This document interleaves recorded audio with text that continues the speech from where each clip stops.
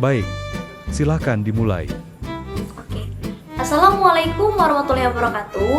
Halo semuanya, perkenalkan nama saya Naila Salsabila dengan NIM 2504 1070 190. Di sini saya akan membacakan dan menelaah hukum tajwid dari surah Al-Qari'ah.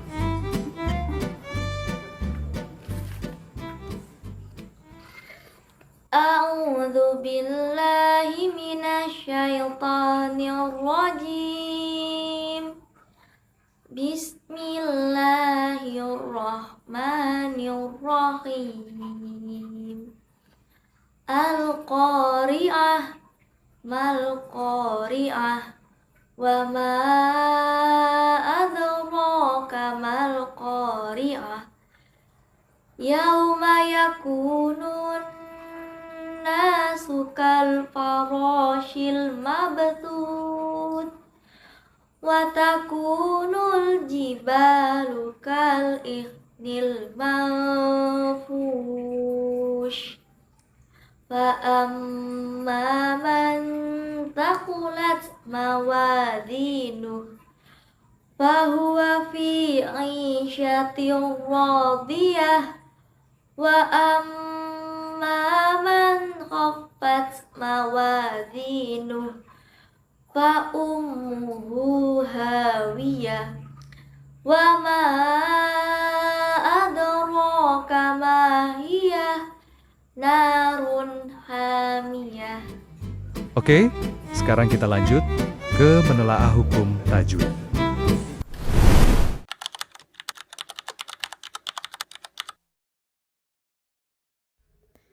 Oke, pada ayat pertama terdapat di Al-Qa yaitu Al-Qamariyah karena Al bertemu dengan salah satu huruf Qamariyah yaitu Qaf. Huruf Qamariyah itu ada 14. Ba, Jim, Ha, Ho, Ain, Ghain, Fa, Qaf, Kaf, Mim, Waw, Ha, Hamzah, Ya. Qa namanya bacaan mat tabi'i. Ri, Ro yang dibaca tarqiq.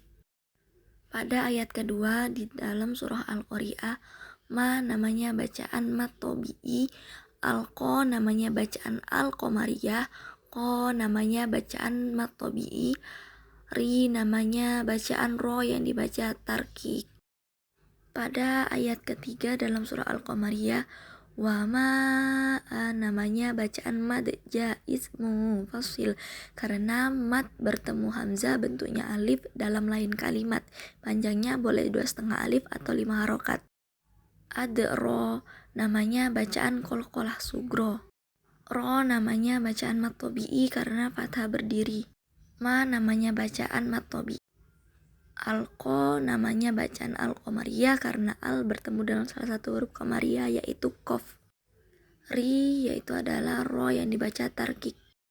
Dalam surah Al-Qari'ah ayat keempat, yau namanya bacaan lin karena fathah diikuti waw sukun.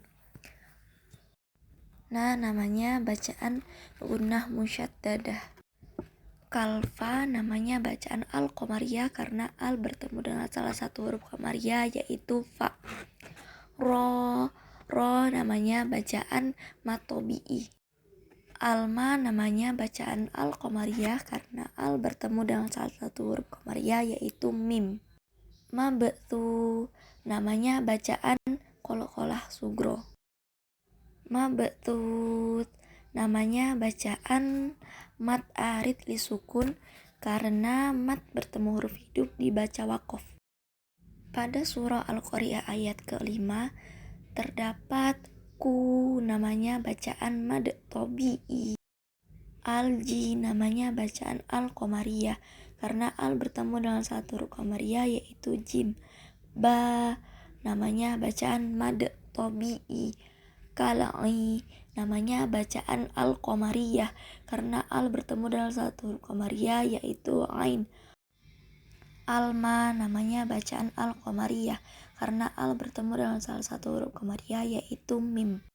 Manfu namanya bacaan ikhfa hakiki karena nun sukun bertemu dengan salah satu huruf ikhfa hakiki yaitu fa.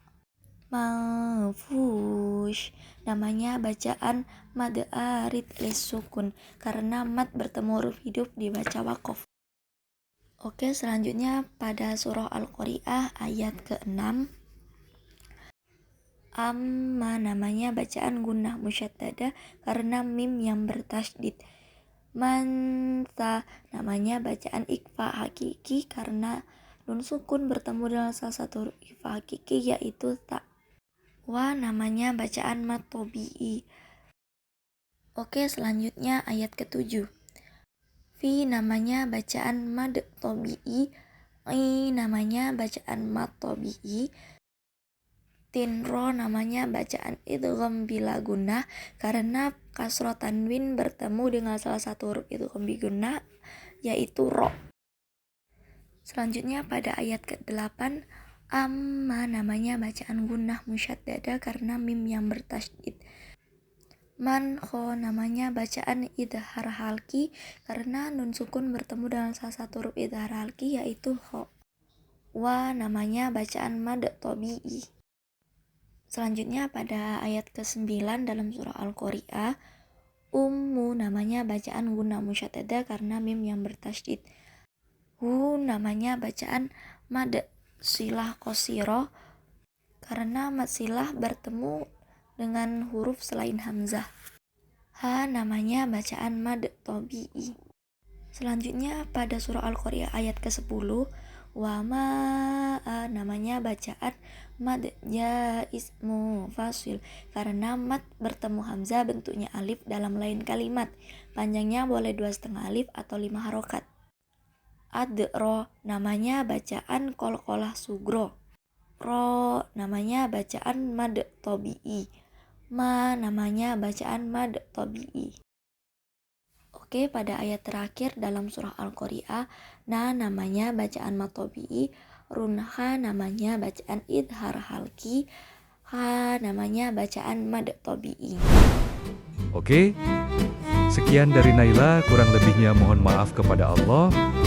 Naila mohon ampun, saya akhiri. Wassalamualaikum warahmatullahi wabarakatuh.